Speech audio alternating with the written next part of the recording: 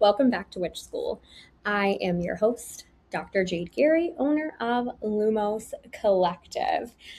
And I'd love if you would join me in lighting a candle and just fully arriving in this moment here with me. We have got our gay all day candle burning. And I'm so excited for us to be diving into another episode. If you are new around here, we are continuing a conversation on what magic is and dispelling some of the myths. So we're going to continue some of that conversation now. I think one of the biggest misconceptions that people have about witchcraft and magic is that it is the same for everyone. But the thing is, nobody's practice exists exactly the same way. Everybody learns from different sources, everybody tweaks things to fit their own needs, and that's a lot of the beauty of it. And it often has to do with what people are good at, as well as what they're really drawn to, or even what they like. So, for instance, some people love plants, so they are definitely going to gravitate towards herbs and green magic and getting to really work with the land. I have a lot of clients that come in, and especially in my cauldron program, that's their 8-week intro to witchcraft course, they share these things. And we have had so many people come through that grow plants, that dry their own plants. And there's something about being able to grow things for your practice and using them. Some people deeply connect with tarot, and that doesn't mean that every tarot practitioner is a witch, but they will often go hand in hand. And some people use tarot cards and tarot for all of their magic to really inform the spell they should do, what the outcome is going to be, how the spell took.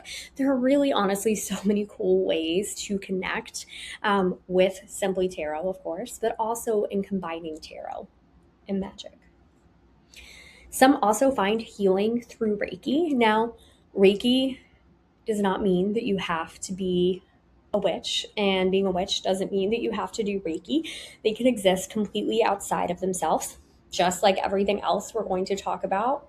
But it can be a really good starter point for people who are getting into energy work. And remember, in our Witchcraft episode 1, we really talked about how magic is about moving energy. So it makes a lot of sense that you will find witches in the Reiki space because Reiki is all about moving energy.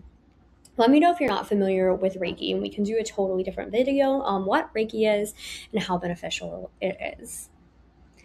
Some practitioners work with deities, while some would never dream of doing that. Just like some work with the moon and the planets, while others don't really get into that. Some witches cast elaborate spells that coordinate with the specific day of the week, the correct hour, and every herb, crystal, oil, candle, everything all combined together.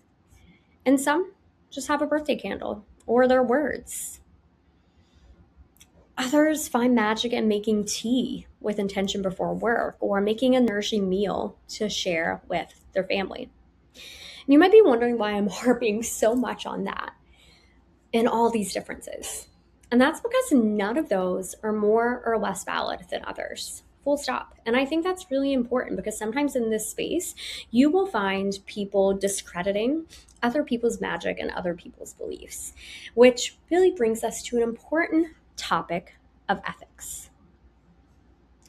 Now, ethics is really important when we're talking about moving energy in any form, whether it's witchcraft, Reiki, energy healing, reading tarot, living life.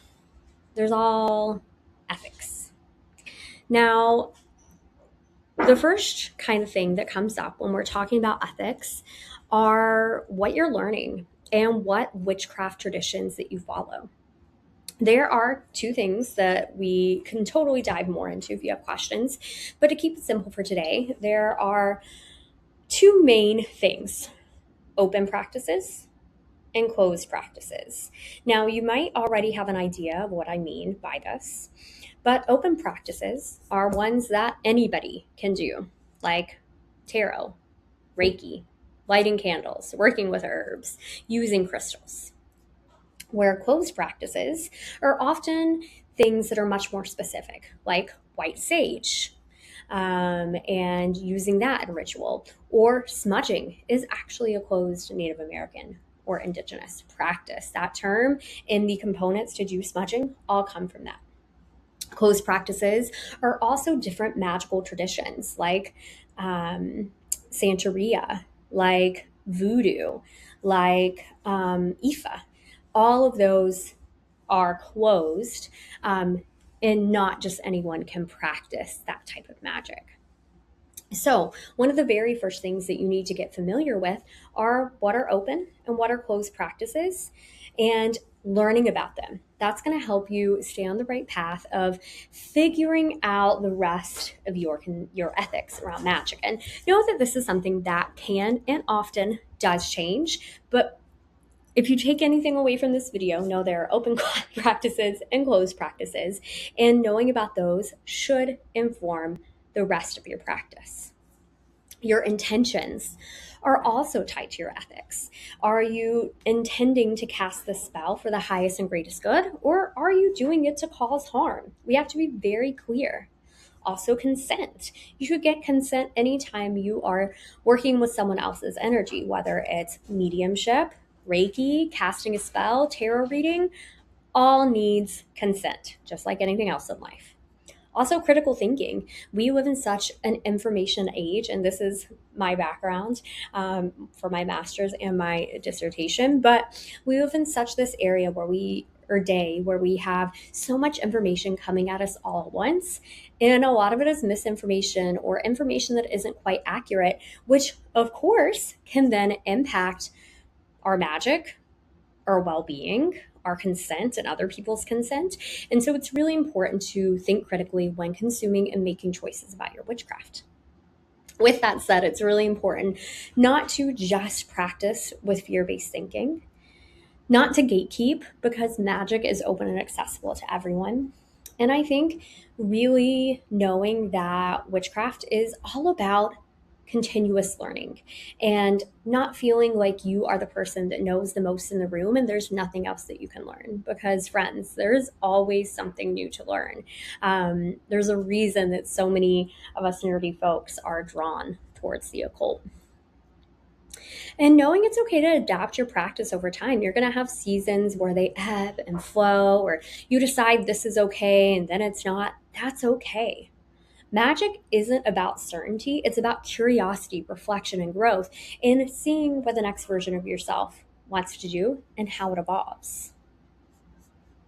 Now, we've talked a lot here, and so you might be wondering, okay, Jade, you've done a lot of yapping, but where do I actually begin? So I'll tell you this. Start noticing the world around you. See if you keep seeing the same birds, if you're pulling the same tarot cards. Start journaling, seeing what your dreams have to say. Spend some time outside, even if it's hot. Meditate, read books, ask questions, trust yourself. The big thing is starting to develop a practice that you can use consistently. And a lot of that, if you're at the very beginning, is getting familiar with different topics. And I always think having a good baseline understanding of different types of witchcraft practices and different tools is a really great place to start. So let me know if you have questions about any of that. And I do occasionally love to give some homework. So before our next episode, and remember episodes drop on Sundays, I'd love for you to do one thing.